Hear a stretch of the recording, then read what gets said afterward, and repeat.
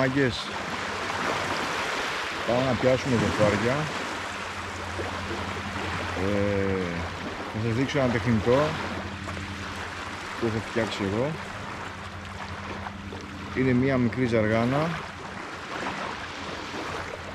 Είναι sinking τεχνητό μεσαίας βύθισης, δηλαδή δεν κατεβαίνει ούτε αργά ούτε γρήγορα και κατεβαίνει κάτω κατά αυτόν τον τρόπο. Είναι στα 13 γραμμάρια, 14 κοντά. Βάρη είναι πιο πολύ γιατί μπήκανε 2 εποξικά με 3 με 2 χέρια μπήκανε, οπότε έγινε πιο βαριά. Έχει τρομερή πλεύση, την έχετε δει σε πάρα πολλά πλάνα. Πάμε να δούμε τι θα πιάσουμε σήμερα.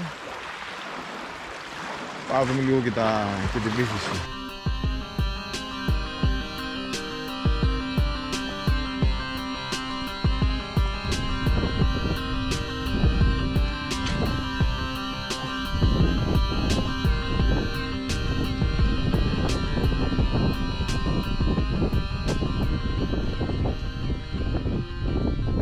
Το πήρα.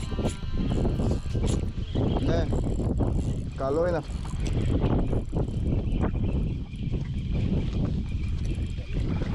Ναι, πιο καλό από το άλλο. Κάτσε αυτά από εδώ, μπορώ να το βγάλω, Μιχάλη. Βλέπεις άμα καλό είναι πιο καλό. Καλό είναι.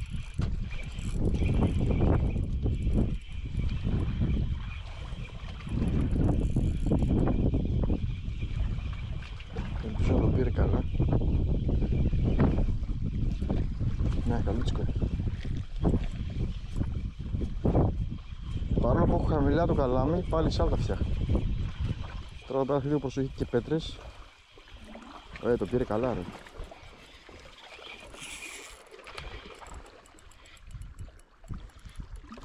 Μην μου κάνεις τώρα εκεί τέτοια πράγματα. Έφυγε.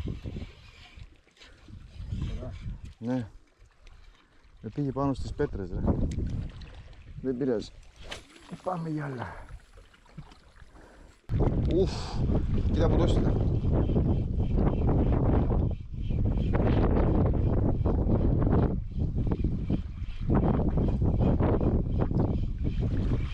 Το πήρα. Το καρφώσω καλά γιατί δεν γίνεται. Όχι, δεν νομίζω, απλά άμα σε βαρέσει το καλάμε λίγο πλάγια, Μιχάλη, για να μην κάνει σάλτα, ρε.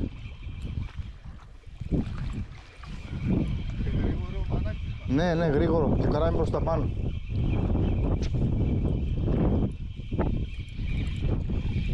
Καλούτσικο είναι.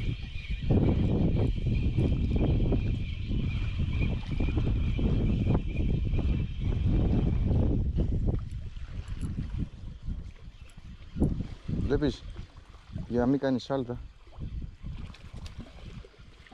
Μια χαρά. Το πήρε καλά, ρε. Μωρό είναι, εντάξει. Θα φύγει μέσα. Τουλάχιστον έχει παιχνίδι.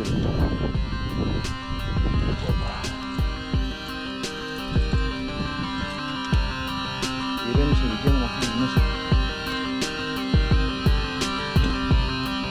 Δεν νομίζω να ζήσει, φίλε, αλλά μακάρι να ζήσει.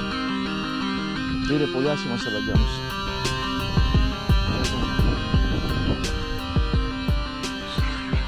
Μπράβο, ρε. Έφυγε φιλαράκι, τέλεια. Το παραμαλάκι είναι ψηλό, ρε φίλε. Θέλει λίγο παραπάνω, τον μπορώ να το ζωρίσουμε. Τώρα φοβάμαι μην το χάσω στη μάχη, άμα σφίξω κι άλλο φρένα.